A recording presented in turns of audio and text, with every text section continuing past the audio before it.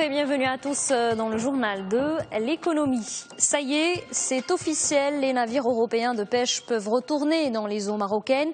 La commission mixte a donné son feu vert. L'accord de pêche entre le Maroc et l'Union européenne entre donc en vigueur. Quelques 126 bateaux de pêche européens, dont 99 espagnols, investiront les eaux marocaines.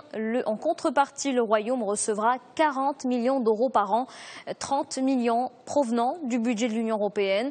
Le reste, soit 10 millions d'euros, est à la charge des armateurs pour le paiement des redevances et des droits de licence. Ce nouveau protocole est d'une durée de 4 ans. Et on continue de parler des relations entre le Maroc et l'Union européenne. Le groupe des 28 envisage de débloquer entre 728 millions et 890 millions d'euros en faveur du Royaume, et ce sur la période 2014-2017. C'est ce que vient de révéler des responsables de la représentation diplomatique européenne de l'UE à Rabat. Des aides financières qui s'inscrivent dans le cadre de la politique de bon voisinage. L'enveloppe globale sera répartie sur plusieurs programmes sectoriels, la gouvernance publique, la santé, la promotion de la femme et bien d'autres encore.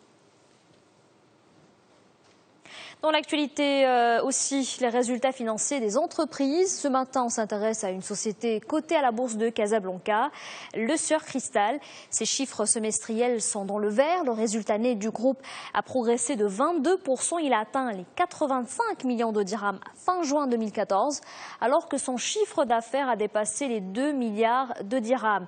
Ce semestre a également été marqué par la cession par la SNI de sa participation dans le capital de le Surcristal et le succès de l'offre publique de vente. Rappelons que la société a connu il y a plus de 2 ans un changement dans son tour de table. Elle est passée sous le contrôle du français Sophie Protéol. Ce dernier participe à hauteur de 63% dans le capital de le Surcristal Maroc. Le Surcristal qui vient d'être labellisé halal, ses huiles d'olive et ses huiles végétales obtiennent donc de ce certificat, un label qui permettra à la société d'aller vers de nouveaux marchés. Le certificat est valide jusqu'au 16 février 2017. Et de l'agroalimentaire, on passe au tourisme. Le secteur se porte plutôt bien à Ouarzazate et les derniers chiffres dévoilés par le Conseil régional du tourisme le confirment. Durant les 7 premiers mois de l'année, la ville a connu une importante affluence. On parle de plus de 170 000 touristes. C'est une croissance de 17% par rapport à l'année dernière. Les marchés traditionnels sont en tête, les Français, suivis des Allemands et des Espagnols. Mais cette période a connu également l'émergence d'une nouvelle clientèle, les Américains et les Polonais. Au total, ils étaient plus de 11 000 à visiter Ouarzazate. Et on reste dans la région du Maghreb, plus exactement en Tunisie. L'économie du pays sort la tête de l'eau. Un redressement lent et difficile. Pour renouer avec ses niveaux d'avant la révolution, la croissance tunisienne a besoin d'investisseurs.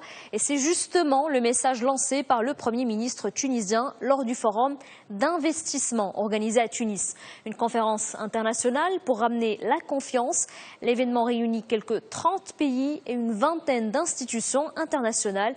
Il est présidé par les premiers ministres tunisiens et français. Un message à retenir: aider la Tunisie dans sa transition économique. On écoute. Investir en Tunisie, investir dans cette start-up, c'est investir dans la démocratie, c'est consolider la paix et la sécurité, c'est plébisciter la voie de la concorde nationale adoptée. Nous sommes donc réunis ce jour pour accompagner cette start-up et pour que nos séances de travail permettent de définir les voies et les moyens les plus constructifs pour accompagner la Tunisie dans le passage de la transition politique à la transition économique. Voilà donc pour l'actualité économique. Très bonne journée à tous sur notre antenne.